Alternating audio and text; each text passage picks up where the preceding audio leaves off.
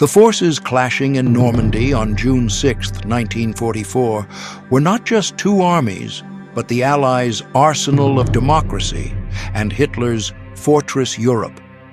Behind the front lines, anonymous apprentices in factories and sabotage notes hidden inside artillery shells were dictating the fate of the war. This was not merely a military victory, it was the greatest bill in history, paid with trillions of dollars and human lives. From the cold barrel of a Sherman tank to the simple rations in a soldier's pocket, everything on the battlefield carried a heavy price tag. Adjusted for today's inflation, the total cost of America's involvement in the war reached a staggering figure of over $4 trillion. For the 1944 budget alone, President Roosevelt requested a massive spending authorization of $100 billion in the currency of that era. Today, we will look beyond the smoke of battle surrounding Operation Overlord and examine how the war was truly won through dollars, pounds, and marks. We will meet the hidden heroes of this economic front, where concrete fought steel and forced labor battled mass production. If you are ready, we are opening the ledger of the most expensive project in history. The Dieppe disaster of 1942 had taught the Allies a costly lesson. Capturing a port was nearly impossible. The solution came with Churchill's famous logic-defying order: we will take the ports with us. Utilizing 144,000 tons of concrete and 105,000 tons of steel, two artificial ports named Mulberry, each the size of Dover, were built from scratch. Behind this colossal 20 million pound project were young apprentice engineers like Les Bloom, who had no idea what they were manufacturing. Worked day and night on top-secret orders from the ministry, Bloom would only discover the true purpose of the steel structures he called bombardons on the morning of the invasion. The parts produced by 40,000 nameless workers like him would break the waves on the shores of Normandy and open the logistical gateway to victory. However, tanks needed not just a port, but fuel, and the solution was an audacious underwater pipeline project, Pluto. Costing roughly 4.5 million pounds, this line pumped 172 million gallons of gasoline beneath the English Channel to France, acting as the lifeblood of the army.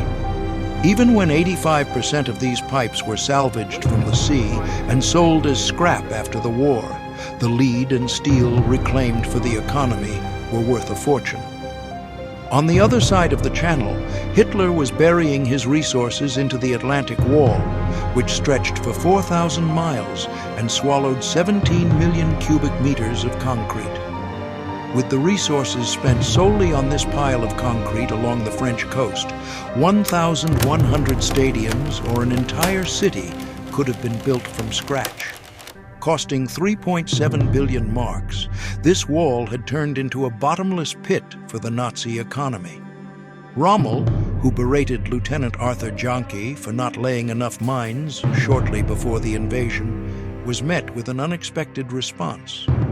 When the lieutenant showed the field marshal his calloused, battered, and bloodied hands, the Desert Fox's attitude changed instantly. Rommel would summarize that moment by saying, "The blood you shed while building the fortifications is at least as valuable as the blood you will shed in battle." From an economic perspective, this wall was a massive blunder. With the 1.2 million tons of steel spent here, Germany could have produced 20,000 more Tiger tanks. Instead of 20,000 mobile and lethal tanks, Hitler had opted for stationary concrete blocks that the Allies would overcome in a matter of hours.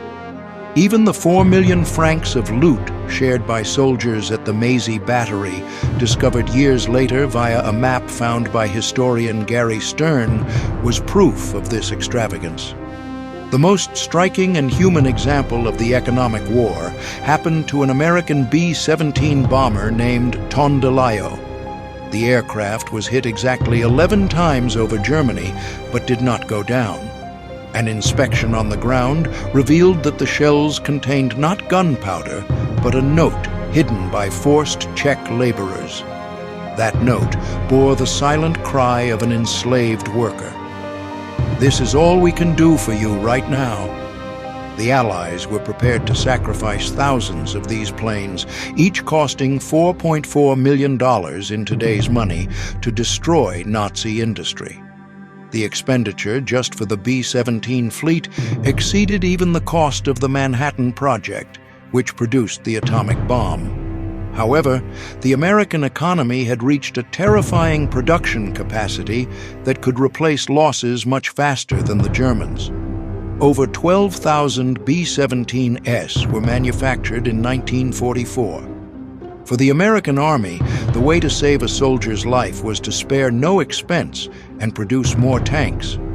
Equipping an armored division was $1 billion more expensive than an infantry division, but this investment ensured the survival of over 1,200 troops per division. The data shows that the U.S. government was willing to absorb an additional cost of approximately $1 million at the time to save a single soldier's life. How were the Germans financing these colossal expenses? The answer was simple: by plundering occupied France. Under the guise of occupation costs, up to 500 million francs a day were extracted from France, turning the French economy into fuel for the Nazi war machine. In total, France was forced to transfer a wealth equivalent to 111% of its 1939 national income to Germany. However, the price of freedom was far heavier than money for French youths like 19-year-old Henri.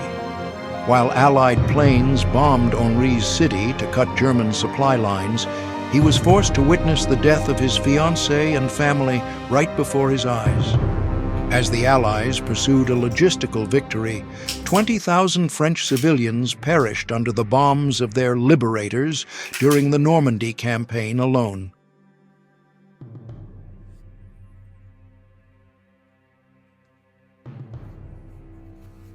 The city of Caen was bombarded so heavily that 80% of it was wiped off the map. Piles of rubble reached a height of 6 meters in some places. France's industrial production was cut in half, and its transportation networks and ports were reduced to ruins. The occupation was over, but it left behind a country that was economically devastated, physically shattered, and where children were malnourished. The Normandy landings were a military victory, yes, but in the background, it was a colossal economic battle where concrete fought steel and the dollar fought the mark.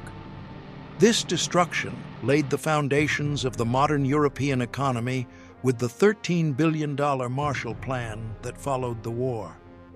While France healed its wounds with the $2.7 billion in aid it received, it entered an economic union with its former enemy, Germany, sowing the seeds of today's European Union. The cost of victory was in the trillions of dollars, yet there was no price tag for Les Blum's labor, Arthur Janki's bloodied hands, or Henri's tears. Because even though freedom is won with weapons bought with money, its true cost is always paid with human lives.